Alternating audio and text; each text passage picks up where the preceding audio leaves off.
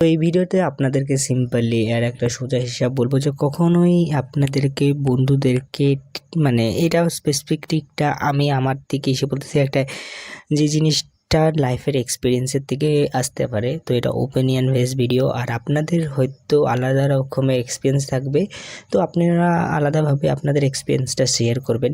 তো এক্সপিরিয়েন্সের ভিত্তিতে এই ভিডিওটা আমি বানাচ্ছি। তো সবার প্রথমে আমি একটা জিনিস বলি যে এই ভিডিওটার মধ্যে আমি টাইটেলটা যেখানে আপনারা বুঝে গেছেন যে কেন যখন আপনারা যদি সাফল্য পর্যায়ে যাবেন বা আপনারাও যদি মানে কোনো বন্ধু যদি সাফল্য হয়ে যায় তখন জেলেসি ফিল হয় কেন, বা মেনলি কতগুলো জিনিস আছে যেগুলোর জন্য আপনাদেরকে কোনো দিনও বন্ধুদেরকে বিশ্বাস করতে নাই। তো সবার প্রথমেই সিম্পল যেই রুলগুলো থাকে সবার প্রথমে বলি, কোনো দিনও শেয়ার করবে না বন্ধুদেরকে নিজের গোলের ব্যাপারে না নিজের লাইফের ব্যাপারে।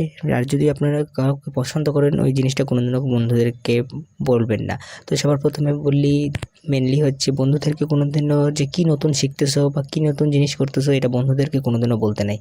তো মেনলি হয় কি, তো আমার স্টোরির থেকে বলেছি, যখন কলেজের লাইফের মধ্যে আমি যখন উঠছিলাম তো আমি হচ্ছে ইংলিশ স্পোকিং ক্লাসের জন্য ট্রাই করতাম।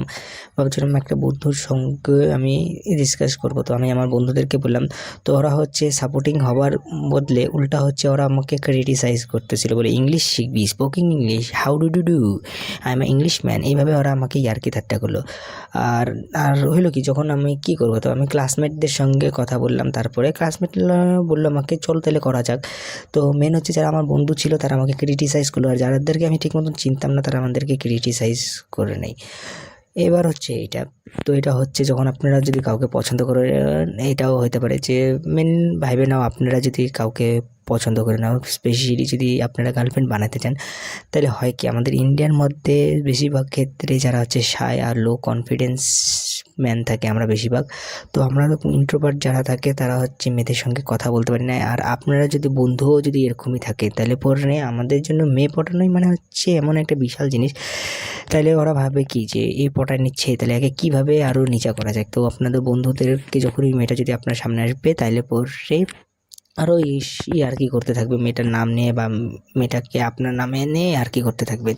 তো মেন হচ্ছে লাইফের মধ্যে বন্ধুদেরকে এই দুইটা জিনিস কোনোদিনই করবেন না। হয়তো আপনার কাছে রিলেশনশিপ যদি থাকে তাহলে পরে রিলেশনশিপের জিনিসটা কোনোদিন আপনার বন্ধুদের সঙ্গে ডিসকাস করবেন না। আর তার সঙ্গে হচ্ছে যে জিনিসগুলো আপনার প্রোগ্রেস লাইফের জিনিস করতেছেন, যদি জিম শিখেন ওটা আপনার বন্ধুদেরকে বলবেন না। এগুলা জিনিস কোনোদিনও আপনার বন্ধুদেরকে বলবেন না।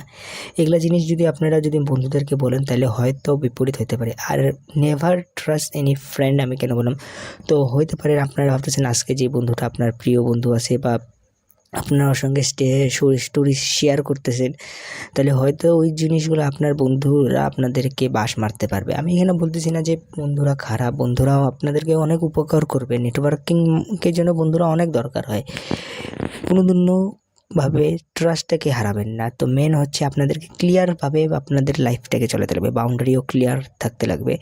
তো মেন হচ্ছে এই জিনিসগুলো করবেন না। আর কাউকে কোনোদিনও বেফালতু হেল্প করতে যাবেন না। আগের মধ্যে আমি হেল্প করে অনেক পস্তাচ্ছি, এখন কী কী হেল্প করেছিলাম অন্য সময় বলে দেবো নি।